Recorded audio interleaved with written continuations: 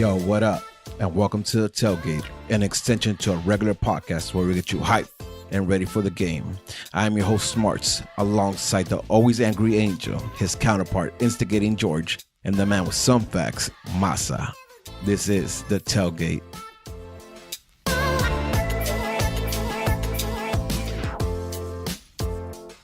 Good evening. What's up? So we managed to get Angel on the pod, but now we got missing. But listen, we'll get all four of us this season. It feels like Monday. Monday's my last one. La despedida. La despedida. Yeah. All right, I wasn't gonna announce it until Monday, but that is the news. Please show up on Monday live and wish Angel off for a hiatus. He's not gone forever, just for a little bit. I'm sad. Yeah. I've been selfish this whole time. I've been hoping that he failed all his tests and that shit did not go down that way. I'm still hoping for I'm still hoping for like high spring ankle or something. You know what I mean? Something that it won't hurt him. Or I mean, if I get in trouble with the law, I could get fucked there too. So say less, fam. We'll do that together this weekend. There you go. I'm about to fucking breaking the law. I'm about to 6'9" and just gonna drop dime on somebody. I'll send this for the judge instead of sending him out of there. Sheesh. All right, boys. Enough of the bullshit. Angel, welcome back. We missed you on the show. Glad you could join us today for the Tailgate, where we get you hyped and ready for the game coming up. And this week we play against San Jose again. Angel is probably perfect episode for you. San Jose. Exactly. Probably perfect episode for you. This is why I joined. Yeah, of course. Probably the perfect episode. But before we get to that, and we got a little bit of news. But before we get to that, I kind of want to give you a little time to talk about ourselves since Seattle, since you didn't get a chance to talk about it. Well, it's been a while actually. I don't have no big I haven't been on a pod Monday for a while because last week we couldn't for the tailgate for some reason. I think the week before that, I know we couldn't. It's been crazy. I mean, obviously you, George, Masai, and some of the guys in the chat, you guys are aware with what I'm going through and the training that I'm doing. So, obviously I can't join right now on some days because I'm getting up really early on Tuesdays. But yeah, it's been a while. I guess just to summarize it all. Honestly, to me, it's just lack of, and I'm not even say lack of energy right now. It's lack of a spark somewhere else, something new, right? Which is Yoni. I don't know if it's the team that's been waiting for him or what the deal is, but I feel bad for Pavon, man. He's getting double team, triple team. There are plays in all 4 games, right? Or 3 games, whatever it's been, where my man's trying to, go on a counterattack. He's taken off. There's no one supporting him. It's just him by himself, right? What's that? To that, so you don't think he's had a dip as well, though? I mean, I get what you're saying. I think most of the league is aware of him. I mean, look, he's gonna have a dip if there's someone else supporting him and doing something, creating somewhere else. It was bound to happen because at some point teams are gonna listen. It's the Bill Belichick shit, right? Since we were on fantasy football shit, it's you take down the opposing team's best player, right? And that's what every team is doing. They understand that. And look, it's gonna be a hit or miss with Legit today. It's gonna be a hit or miss today with Efrain today, right? It's gonna be a hit or miss with anyone today in the back line. It's gonna be hit or miss with the keeper. The teams understand this. What's gonna be the only constant? Pavon, right? And even if he has a bad game, all he needs is 1 or 2 out of 10 opportunities. If he has 2 solid, great plays, that could be your game winner right there, right? Teams understand this. So that's why you see the triple teams, the double teams, or if he's playing on the left wing, you're going to see that the teams that we're playing against, they're gonna add extra players or make an emphasis to support the right side, right? Their right sides. If Bowen's playing on the left, if Bowen's playing on the right, then they're going to make an emphasis on the left side. And you see this. It's there. And that's where you see him get, to me, that's what it is. And it's unfortunate you don't see this as much in other clubs perhaps where he played because you have players at the same level, right? Or close to.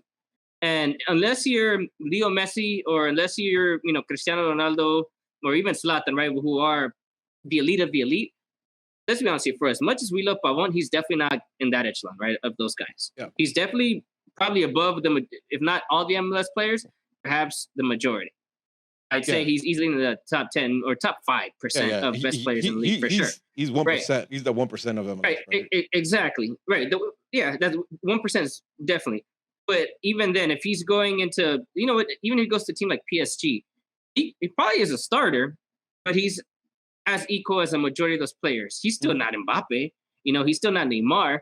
So he's not going to be getting those double teams that he is here. And that's the thing. When you stand out that way, again, unless you're like a Zlatan, because Zlatan, they were still triple teaming him. He's still fucking people up.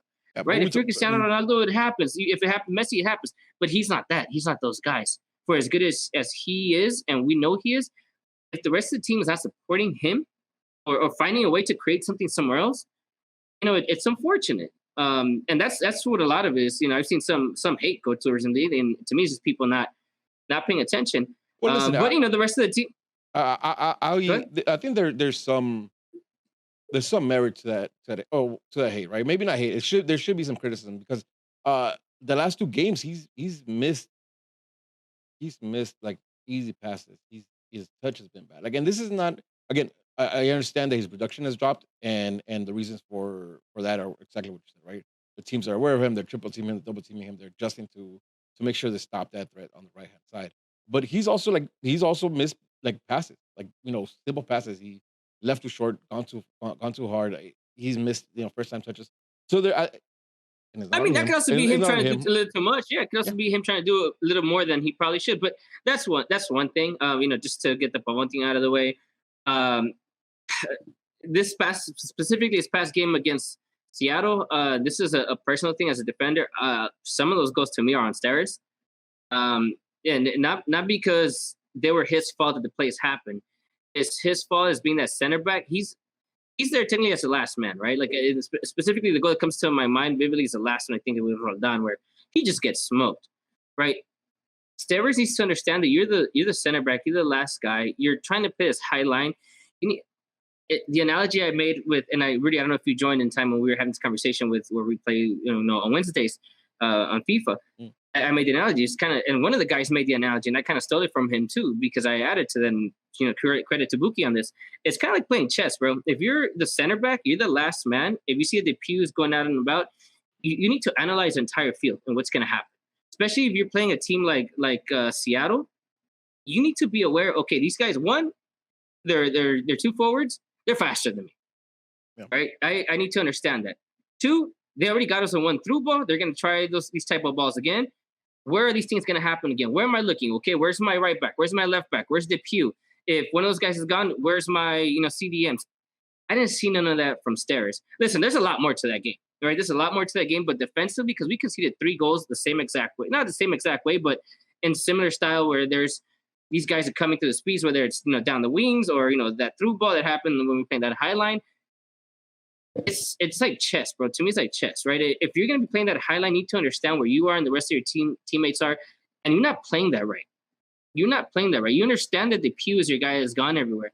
But me, if you're my center back, if you're the captain in the back, at least I get Jonah had the armband, but you're supposed to be the leader back there. You're supposed to be analyzing what's happening.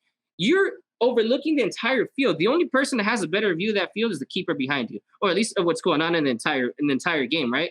And look at the way those goals happen. I understand that sometimes they're quick play, but that's what I'm saying. You gotta analyze the game, what's happening in front of you. What could happen? You got to think, okay, Pavona has the ball. What happens if he loses it? How are we positioned? All you're doing is watching that game. To me, he's ball watching.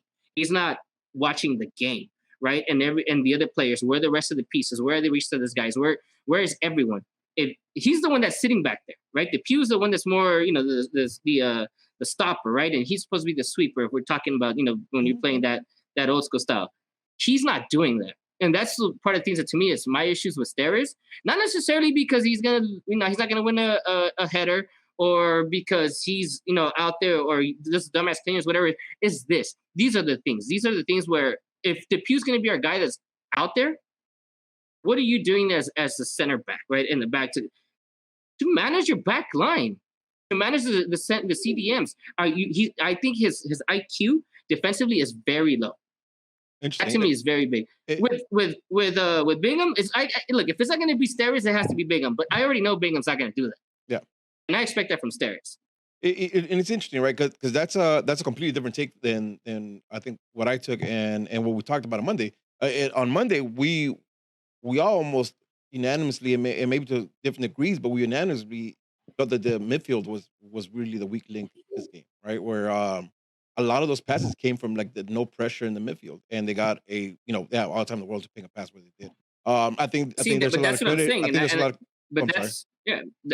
No, then that's why a lot of it. You have to understand how the game is going, right? If you see that we're not controlling shit at CDM, then you got to make sure that you guys are not playing that high line. You guys are not trying to place offside traps. You guys are not.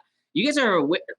Listen, it's to me that's a very big defensive issue. If your midfielders are off, you guys in the back have to figure that shit out to support them. You got to be that backbone, and we don't have that with him, and that's issues to me. Look, Kitchen has been having a good game so far. Well, last few games, regardless of what our offense is doing. So has Corona. Jonah's still questionable, right? Legit in that true center midfield role, he's fine. It's the camera where he's receded back to being where we still need that number 10. Obviously, I think we know this. I don't think we have to talk about Legit, do we? Because I think it's kind of a given that we need a cam. I'm giving you the platform to. Okay, all right. So look at that. Anyways, if our center midfielders are gonna, or our CDMs, or anyone maybe is gonna have a bad game or just be off, you expect your center back to support them, be their backbone, and your defenders to be that, right? I didn't see that from them. It was a collective as a whole. Everyone was shit. The Jet, he's receded back to being that guy that he was before he went on his little streak, right? Of those 4 games, his whole mentality being that cam guy is gone. I don't know if them trying Efrain there is what tried to happen. I had someone tell me that, and I remember who was anymore, so I'll give him the credit that, Efrain should be playing cam. That's the spot. But they already tried him there, and he's not ready for that. He's really a kid. He's not mature enough to own that. The Jet to me is right now has received to what he was. Efrain has received to what he was. Everyone really. I mean, even if you win that part 1, that's fine. Jonah to me is very, very disappointing. Very disappointing. He finally got the start. I didn't see anything from him, honestly. I would say maybe we had a better 3 with a combination of the Jet, Kitchen, and Corona than we did adding Jonah in that mix as opposed to Kitchen and Corona. I was a little bummed that Kitchen didn't start because I think Kitchen is more of that enforcer, and I say that there's some similarities in style now that I watch him more in the way that Corona plays to Jonathan, right? So there's redundancy there. And especially in that type of game, I think Kitchen would have probably made sense to close, to be a little bit enforcing that center in the center part of the field. Yeah, exactly, right. And that you keep those guys on the ground, they're not going to be giving that many through balls, right? And it's not hockey either, but if you little kick there, that's that's that. But back to Jonah, man. To me, I have to see something moving forward in the next 2-3 games. Otherwise, I would be very concerned. Because even the games he's came in as a sub, the game this past game he just started, I haven't seen any spark from him. There's nothing for me there. Not even being the captain. Sometimes you see his little attitude. I mean, he still has his few good things here and there, his good passes. He's a really good slider, to take the ball away, come in with the slide tackles. He's really good at that. And so far, he's still been effective when he tries it. But it's still a lot. For being our DP, I don't see it there. For being that generally he's supposed to be in the field and dictate the pace of the games, I don't think he's doing that so far. Even when he's come in as a sub or anything, I just don't think he sparked anything. And I guess the last thing, Chicharito, man, I have nothing to say about Chicharito. Because Chicharito, everything that I said was going to happen with him is happening. If you guys have not been listening to Straight from the Stands since 2017, that's on you. But just go back to the preseason, right? When we were talking about the preseason and when we got Chicharito, what my issues are going to be with him. I've been spot fucking on about Chicharito. Right now, though, I don't want to jump to the whole, we fucking wasted the money, Chicharito out, this and this and that. Because what have I been saying? We need that other guy opposite to Pavon. Yoni's here. Right? At this point, Yoni's here. I'm hoping that he can do what Pavon does and isn't maybe not to the same level, but even if he's 50% of what Pavon does, that's already a fucking massive addition to the squad, right? Where you're being... It is being how do you say desquilibrante? Like, how we say that? I guess, you're unbalancing. Sorry, you're unbalancing where it's not just everything on the left side. You're doing it on both sides now. Now it's even. Now, people don't know if the teams don't know if the pass is going to come in from Yoni from the right or from Pavon from the left or the cut-in or whatever. So now with that, obviously that's the idea, right? Now with those 2 guys in the mix, now I do hope to see more from Chicharito. The other thing I will say though, the only thing, because again, I don't want to hype is, everyone talks about his movement and all these things he does in the box. I don't see it right now. I don't see his movements. Oh, no, I think you're deliberately not seeing it then, right? Because that's the one thing. Fair. That's the one thing. That's the one thing I highlighted. Listen, I underperform, right? I think we could all agree he's underperforming. But he does things that our players are not used to seeing, right? Even for Pavon, like there was a play that we talked about on Monday where he moves a certain way and it kind of opens the channel for him to come in and take that shot, right? Or lay off the pass for him, like small things like that. The way he comes in, like he's almost teaching the players how he wants the ball, how he drops to the side, and then makes the run to show him how he wants to run. It's a lot of things like that. But again, listen, I think Saturday for sure, it was not one player you could really pinpoint shit to. It was the whole team. It was just slow, unenergetic, just booty. It was ugly. Yeah, it was dead. Yeah, it was dead. It's been like 4 games where they've been dead. I mean, it's just been terrible. Like there's no spark, there's no energy. The pinnacle of it was. But I guess the last thing on yeah, for sure. Well, that's because we got beat the shit out of us by a really good team. A good team, yeah. Like the best team, I think, right now in the MLS. But I guess the last thing is Chicharito. I don't want to harp on him or get on his case yet because this is what I already knew about him. There's nothing new about his game to me. I understand how he plays. This is why I said for the longest that he's not the forward we should have gotten because he can't win a game for us unless we're giving him these balls and these things. People were showing us fucking or tweeting me, bangers that he made 10 fucking years ago, 11 years ago, 8 years ago. What has he done the last 4 or 5 years? His goals have been in similar fashion. Maybe he has 1 or 2 here and there, but for the most part, his goals are the same fucking way. Look at the way the teams he's been playing. And I watch a lot of fucking soccer, so fuck a lot of you guys would tell me otherwise. A lot of you don't shit. I'm happy Yoni's here. It has to get better with Yoni. We have to figure out. And my only concern is still going to continue to be that camera. It's still going to continue to be my camera until we get an actual center attacking, a true number 10. And what I mean number 10 is someone that actually plays position, not what is the number in the back. I understand Pawan's the number in the back. But I mean that actual cam. We need that. Give me an example. Listen, right now I'd go get fucking Sebastian Blanco, even though he fucked the shit up. One leg too. With one leg, Sebastian Blanco. But look, Sebastian Blanco, I think Lodeiro plays in that position too, right? Pozuelo's another. If Morales is another one that plays like that, right? And who else? Yeah, Solarayan. Yeah, Solarayan's another. I mean, I don't understand how these teams actually have these real playmakers. These real number 10s, and we don't have that. We're trying to make Legit be that guy. Sure, he'll go on this little, run of three games where he'll do that. It's not every fucking game. And those guys that play in these cameras that are actually there in these real DPs, they do it every fucking game. And even if the team is having a bad day, guess what? He's going to have 1 or 2 chances, amazing fucking chances. And we don't have that with these guys right now, at least in that 10 role. So we were struggling in that right wing role. We got our guy now. I still think we need that cam. So, but until then, we have to make sure what we have. And I do think the better things are to come for Chicharito with Yoni in the mix. So, and you, listen, we're trying to get you in out pretty quick on Thursdays when we drop these tailgates. But Angel had it made speed, so I knew it was going to rant over. It was going to run a little longer. And it was all over the place. I wasn't prepared to come in here with, a thought, actually thought out, but it's all over the place. I thought I would never say that. I missed your voice. Shit. You're gonna miss it for a lot longer, baby. But moving forward, as Angel was saying, we've seen the pictures, we've seen them at practice now. Yoni's here, and there's a lot to be answered now, right? Because like you, a lot of people feel like he's the answer. I'm a little skeptical, right? Because we knew what Chicharito was, and we've seen how it hasn't been able to be implemented to the team. I'm a little concerned on what Yoni could do because we haven't really seen much. Masa, tell me what do you expect? Especially what do you expect from him coming into the squad? Maybe the first couple games and then in the long term as well. What do you expect right now? Straight up, I'm expecting some swagger. You know how when Pavon came from the jump, it was like, oh shit. Like I don't want to say he's gonna be at that level, but anything not close to it would be a disappointment for me, to be honest. And then here, so let me follow that up with you, and then either one of you guys can answer this. Is that something that we're setting ourselves up for failure, right? Are we expecting too much without having seen? Well, we should expect a lot, especially because the teams he's played at, one, So I expect him to be, a difference maker. Maybe not someone that could do exactly what Pavon does, but he should be a difference maker, right? Then not only that, like Angel says, it balances out the attack. It's not just, we're attacking from one side with our wingers on the left and our fucking right backs are attacking on the right. So that should bring balance to the team a little better.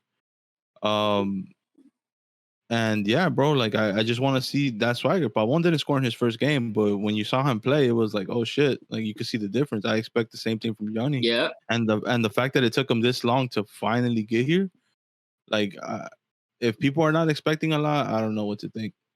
I'm expect a lot, and maybe I'm in the wrong for feeling like that, but I mean, I don't expect any less. The season's halfway through already. A little more so. Rudy, remember a few, I don't even know, at this point it was several months back where we talked about America and the forwards. They usually create, they make these badass style forwards. I mean, Darwin Quintero is the most recent one to make us jump to MLS, right? And there's one thing I'm going to give GPS a lot of credit for, and this is watching, a lot of Boca Juniors and just watching him throughout the years out there and, just watching South American soccer in general. He does have a thing for getting these wingers, that are, similar to Pavon, similar to what I'm expecting Yoni to be. I think if this was Boca Juniors, it's probably the type of player he'd probably be trying to go get to be in that type of position.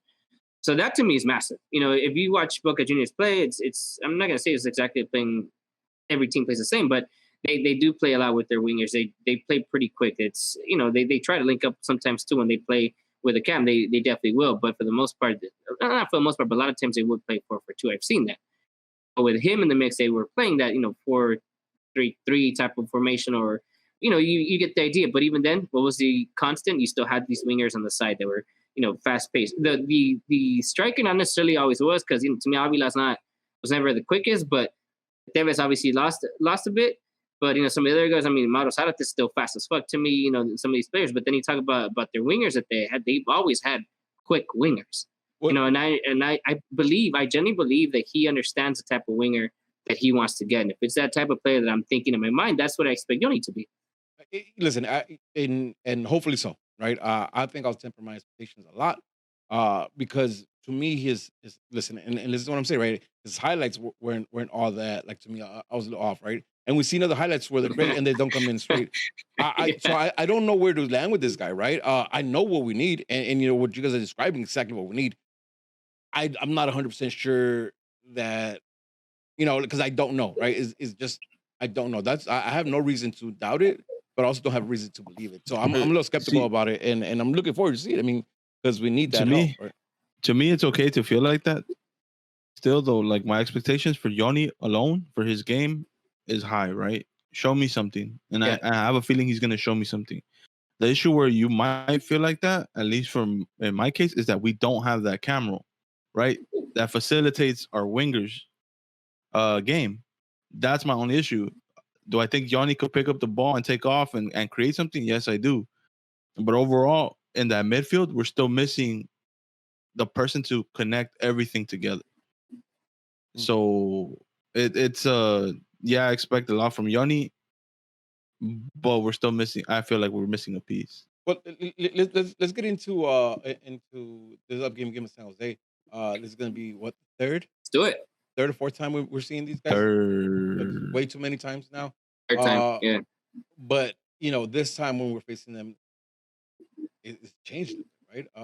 Because now we're 1 point ahead of them, sitting in 11th place while they're sitting in 12th place. Again, I'm not too concerned because like 8th place is 3 points away. We have a game in hand. So in the 5th place is 19 points, which is 4 points away. It's not that crazy, but the West is really tight. And it's been a flip-flop season in the West, right? We've seen San Jose get ass whooped, and then just this past weekend they beat Levas away, right? It's a crazy, it's a crazy Western Conference, it's a crazy MLS season to be frank. And it's like for us that we talk about this on a weekly basis, it's kind of hard to really put a finger on it because it's just so radical. But let's try to do this. Let's talk about lineups for Saturday. Obviously, I think Bingham stays at goal. No changes there. Yeah. Right. Depew and Steris in the middle, right? In front of keeper center back. We have Insua left. Rolf. All right. I mean, Has to be Rolf because Julian's out with yellow card accumulation. so it's Rolf there, right? Yeah. We go into the midfield. I think Jonas a shoe-in. I don't think he gets moved from that. Yeah. Who are we pairing him up with this week, though? It has to be Kitchen based off last performance. I mean, he was the missing piece, to be honest. And I hate to say he it came because in and it changed the game for sure. I hate to say it because I've always been Joe Benny in. But based on last performance, I have to give the nod to Kitchen. Well, listen, he's the difference when it comes to the defensive side of midfield, right? I think more so than going forward. Angel, you agree with that? With Kitchen? Yep. Mm-hmm. Same. I would have gone with Kitchen as well. So Kitchen and Jonah in the midfield. We're thinking it's going to be legit a Cam. Or it has to be. It's not going to change. I think GBS has so much faith in Seba. And knowing that Seba could give you something, and not only that, how do you bench? Do it? The problem is the consistency, man. It's annoying. Yeah, I know. But how do you bench your top goal scorer after Orlando? It's legit. Yep. It's legit. How do you bench your top goal scorer? It's legit. No, he's not getting it. Yeah, I agree. It's there. I think those are the three in the middle. Yeah, and you know what? Like I'm not. You know how you said he's regressed to Orlando. I don't think he's regressed that much. Regression is there, but I don't think he's regressed that much. And from our options, I think that's our best option. So I agree. I didn't say he regressed to Orlando though. Oh, I never said he regressed to Orlando. I said that's what I took. Definitely regressed a bit, but that's on me. Yeah, no, I mean he regressed to that player that we were complaining about that he had been, not necessarily from him playing the ball back, more so his intent to attack, right? Yeah. Which is crazy because he still scored. And he could have scored a game. 3. I mean, he could have scored a goal. He could have scored 3. Yeah, 3 goals. Yeah, right. It's right. At the beginning of the 2 at the beginning of the second, the game could have been different. But what I meant that in general, in the course of the last 4 games. So obviously, I haven't been here in a while. So let's try to knock this out. So we have the midfield of Jonah, Kitchen, and Legit Cam. We're not moving Pavon, so he's out left. And Jake the striker. Right? Mm-hmm. Here's the money question, right? Here's for all the money. What are we doing in the right wing? It's gonna be Yoni. I have no doubt. I have no doubt in my mind at all. Why? It has to be Yoni. Because at this point, he's not coming off an injury, right? He's had a week already of practice, and I think if he's ready to he was here last week already. For more than to the side, though, he was already there. That makes my point. If he's ready to go for more than, to me, 60, 40, 45, 60 minutes, I'm gonna take my gamble and I'm gonna start him, because whatever you have been trying prior to him being here not work. At least, especially on that right wing side, it's been Pavon. You have to throw him in, and the opposition doesn't know how he plays. So to me, that's a gamble you got to take. I'm gonna take it because it's someone that they haven't seen. It's something that I want to see myself. Like let's say I was in the coaching staff, I want to see what he brings to the table, and I want to see it right away. Here's a question: If it's not Yoni, then who are you using? I'm gonna put an effort in there. That's your decision, or do you think that's what GPS would do? I think that's what GPS would do. Okay, he's gonna put effort on the right wing. Shit. If it's not Yoni, you're thinking it's Efra. Yeah, because I mean, the only other option for me would have been if Julian was available. Then I'll feel more comfortable throwing Julian at right mid. You wouldn't put in Dunbar. But I don't think he would. I mean, listen, personally, I would. I'm asking. I'm not asking you. I don't think GPS would do it. Okay. Yeah, I would want to see it, right? I would want to see it, but shit, if Johnny has all this experience in playing Colombia, playing Libertadores, playing Sudamericana, playing fucking in Brazil, I'm gonna see Johnny. I'm gonna play Johnny, and I mean, I would love to see Dunbar, right? That would be my first pick coming off the bench. If Yoni is done, I'm bringing in Dunbar. My opinion, but it's gonna be Efra. That's right? I mean, that'd be the ideal situation, right? Where To me, yeah. the majority of responsibility lies on Yoni forming on the wing, and then hopefully you close out the game in the 70th minute with the lead and bring in Dunbar to get those minutes there.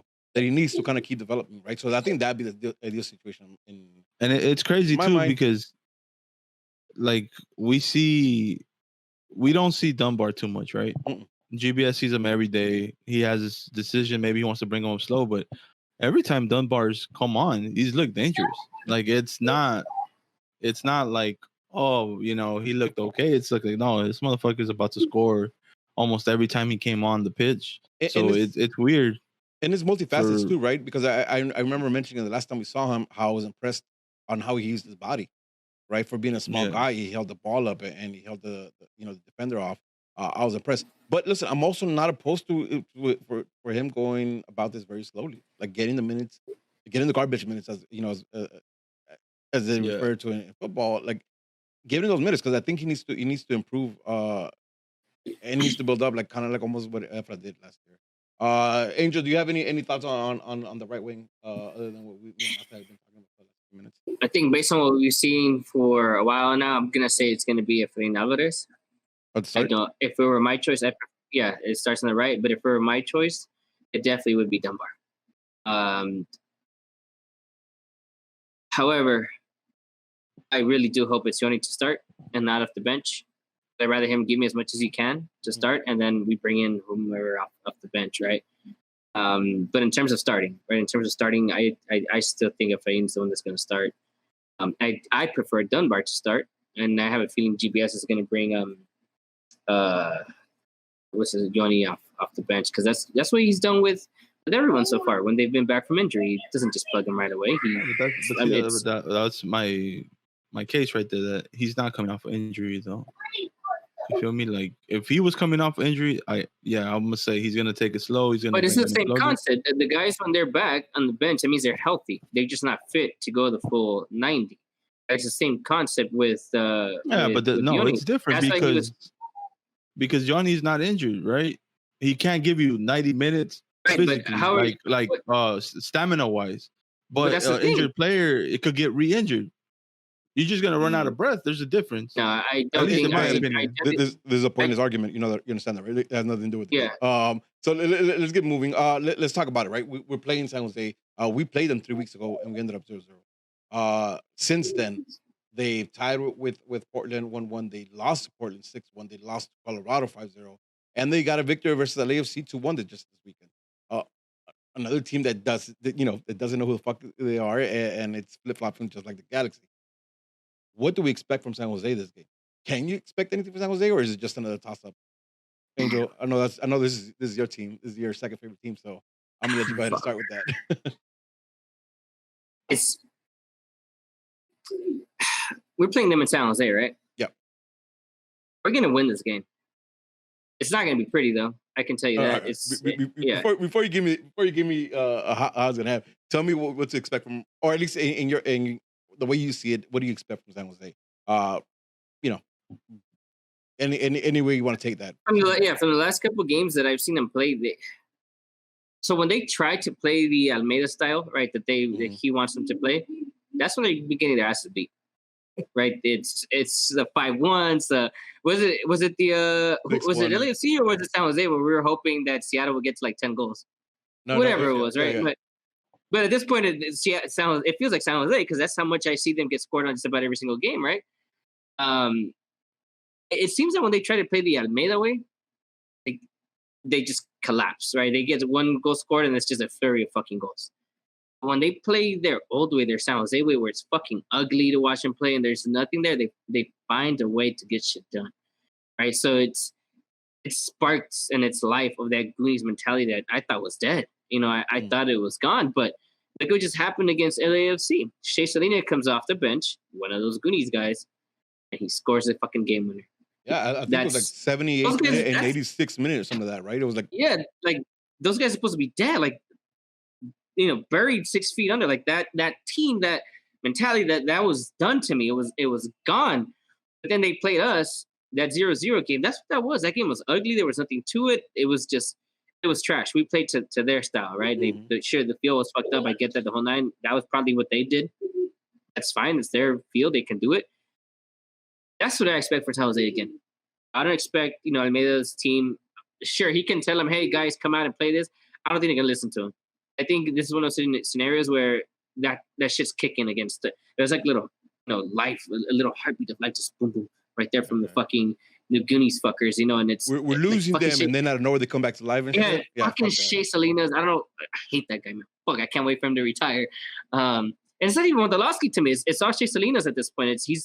He's the one that he comes in off the bench and he plays in the middle, whether it's in the wing or in the center mid. He comes in and gives you that, like, no, fuck that team that we're playing against. We're gonna try. We're gonna at least start kicking him or something. That's what I expect from San Jose's game. I don't expect the Almeida style in terms of, and that's maybe at this point it kind of is, because when he was at Chivas, that's what he would do. He let out the good. Yeah, exactly. He'd counter. Yeah. Yep. But what I mean, his style, like what he was trying to implement with San Jose wasn't that. But now he's starting to do that. His team's starting to do that, and they're starting to hit and starting to be that ugly ass team that they used to be. Masa, one thing that Angel says, and I think we said it a few times on this show, is that San Jose still believes us as a rival, right? Not vice versa, because I think the Galaxy moved on to focus on LAFC and not San Jose when it comes to rivalries, but I think San Jose still does. Is that something the Galaxy should be worried about coming into this weekend? Absolutely. They need to take this game exactly the way they do. I mean, if you don't match intensity, we're going to fucking end up losing, or we're going to end up tying to an inferior team. Like, you got to bring it like it's like, it's a fucking, like a fucking Clásico, bro. Like, you tweet like it is. Yeah. But your players don't show up to play like it is. So what the fuck? Well, there has to be communication right there. Follow that up. Then, you think they will? Can they? And do you think they will? I think if the Galaxy were to look at this game like they look at fucking Levas, I don't see how they don't smash on this team. Honestly, how is it that they could do it against LAFC? The Galaxy did saw every team like they do LAFC. We beat everybody. That's what I'm saying, right? So it's not that they can't. It's they have to do this shit. Like, that shit annoys the fuck out of me. It annoys all of us, and it's on a weekly basis, not just with San Jose, but on a weekly basis when they perform. Angel, so now we talked about how they're going to make it ugly, and they're going to kind of hold and wait to try to hit us on a counter, wait for them to score. What do we do to counter that? What does Galaxy have to do to come out and counter that and get a result in San Jose? At this point, play our game. We're going to get the chances, right? We're going to create the chances. Well, we're going to dominate. It's what are we going to do when we're up top, right? We have Chicharito now, right? Where Rudy talked about that he's making these runs or whatever inside the box. Okay, is he going to continue to do this game? Is Leggett going to look for him in these quick 1-2s, these little through balls, these slick passes, try to get him into the space? That, right? Well, what are we going to do when we get in the attacking half? Look, we're going to dominate this game in terms of possession, right? But what are we doing with this possession? Are we just going to pass it around and be like that Simpsons episode where they just pass it around in the back and everybody gets pissed off and starts a riot? Or is it going to be, okay, yeah, we're going to press and we're going to try different shits, different ways of trying to attack. We're going to try going through the air, through the bottom, down the middle, just not one same thing. We're going to be dynamic with our attack. If we can do that, keep them under pressure, we're going to have chances. Look, there's going to be moments, sure, where San Jose might go through like 10 minutes where they're going to get us on our ass. One is how can we survive those little quick 10 minutes, 5 minutes of flurry that they're going to get? Because it's going to happen. In these games, it always happens. Mm-hmm. And then two is when we have our chances, what are we doing with our creativity? With our chances, are we being creative? When Yoni comes in, I think at this point, even if he's not the Pavon type, right? It's the fact that this team on San Jose understands, oh shit, they want to get this new player. Galaxy usually gets new players midway through the season, and they're usually pretty fucking good. I expect that again, and them just to be aware, and then they're opening up a little more if he doesn't start. If he starts, shit, we're going to win like 10-0. All right, so hold your predictions just for a little bit longer. I think what you said is interesting, or not interesting. It's just fact, right? If the Galaxy can utilize their quality, there's no reason why we're not top 5 in the league, right? As it stands right now, just the quality we have right now, because there's quality. And what I'm hoping is that that defeat against Seattle was the low point again. Orlando or lower again in one game, and they can snap out of it and come out of it, right? Because we've seen him react before, right? Maybe it was the 4 weeks they had between Orlando and the restart of the season, or not. I don't know. I can't explain it. I don't know how to call this game because the Galaxy has been fucking also just everywhere. Yeah, no, you're fair on not being sure. That makes total sense. But back to your point, if they could control the ball, listen, I say this every fucking week, and it sounds like a broken record. But if they could control the pace, if they could dictate the tempo of the game, and find and be creative most of all, because I think last against Portland for moments of the game we controlled the ball, but did absolutely nothing with it. So I hope these guys can control the ball and actually create something and have some movement. I think if Yoni does play, if he does start or he comes off the bench, at least he makes some runs. I think that can spark something. So I'm hoping to see that. I think it's also being smart with like the crosses. Like if we're gonna do crosses really quick, if you're gonna cross the ball in, don't send him cross, high in the air for Cheetah to try and get him. He's not Zlatan. Right, if you're gonna give the crosses in the air, try to give him driven. First ball, maybe just like any in a dangerous, maybe like to the torso area, right? Where even if she doesn't get to it or one of our players, maybe some stupid bouncing that goes in off an own goal. Like those dangerous type of crosses is like fuck, it's crazy. Like what the fuck's gonna happen with this? We need those type of crosses, whether they're low driven or in the. I prefer them in the torso area because then it can hit you anywhere and just they go in, right? That's what I want. You know what we need? You know what we desperately need? We need a couple Chicharito goals. They hit him in the face. They hit him in the back of the neck. You know what I mean? Like we need a couple of those. Like that's what we need right now. Yeah. I'm dead serious. Like listen, that's his bread and butter. He scores some nice goals too, right? But he's known just to be in the right place in a place where the ball hits him in some legal part of his body and it goes in. That's what I need. You know what I mean? Like I don't give a fuck. That's why I said those crosses. Like send them driven, whether they're low or torso, not. And I say crosses. I'm not talking about crosses. Looking for Satan's head. That's not gonna happen. No. Send them with idea, right? Okay, well, shit. There's at this point it's a 50-50 because it's not an advanced 21, but it's low driven or torso driven. Shit, there's a chance that actually goes in. Sneaks in, it hits fucking Mas on the belly and it goes in. There you go, that type of shit. Listen, and it has to happen, right? Because Chicharito's in there. And we're also seeing legit find those spaces a lot too, right? So send in those crosses and deflection. More likely than not is gonna land on legit because they have been, right? We just gotta do more of that. And they have legit fucking keep trying and put it in. All right, boys. We're running about 40 minutes in. Let's try to wrap this up. George sent in his prediction. He's calling it a victory for the Galaxy, 2-1. Didn't send me goal scores, but it's a 2-1 victory. Who wants to go up next and predict this game for us? I'll go up next. Say 4-1 Galaxy. And my last pod on Monday is going to be a happy pod after we beat that ass. Masa, I say. Oh, sorry. Goal scorers just for the fuck of it. David Bingham on goal. And then I'm gonna say, I'll say Chichito scores 1, Pavon gets 1, Leje gets 1, and Yoni gets 1. Okay. Listen, if Yoni can start his career with us with a goal, I'm not mad at that at all. Masa, what do you got for me? I'm gonna go 3-0. Galaxy will keep a clean sheet because San Jose ain't shit. And it's just gonna be funny. I called Yanni starting, so he's gonna score before Chicha does.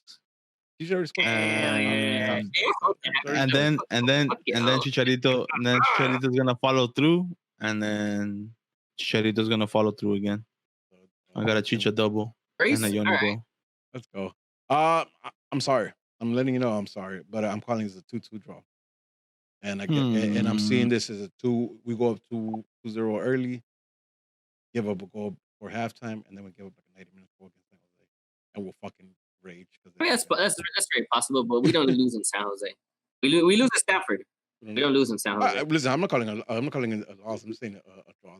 I know, that's what I'm saying. Yeah, we're just not gonna lose for sure. But I say we're gonna win. We're gonna beat that ass. All right, guys. Let's wrap that up. So people get ready for the game. If you listen to this on Friday morning or right before the game, make sure you tune in on Monday. Like I said, Angel's going to hiatus. We won't see him for a few months. So make sure you come in and give him a lot of shit on the chat. Send in your questions with a lot of fucking hate. Just as he calls you guys idiots, make sure you call him back an idiot. No, I'm totally kidding. But definitely join us on Monday to kind of. If you're gonna come in, you better have some reason why and an analysis put together. and points and facts as to why I'm an idiot. I just call me an idiot. A 10-page report on how he's an idiot. Yes, exactly. It has to make sense. There has to be bullet points. It needs to be MLA format, the whole 9. All right, but definitely please join us on Monday, 9 p.m. on YouTube. You can find it on SFTS96.com/YouTube, or just search for Straight from the Stands on YouTube, and you should be able to find us. Or stay tuned to our social media channels. Twitter SFTS96 and Instagram is SFTS_podcast. With that being said, is another episode of the Tailgate. I'm your boy Rudy at I Am Smarts on Twitch, I Am Smarts on Twitter, I Am Smarts on the gram. This is Angel. Follow me at LiveItF96 on Twitter. Yeah, I haven't done it in a while. Shit. ADF3691 on Instagram. And don't forget to follow George at JNDefeated7 everywhere. Hands up. Jesus.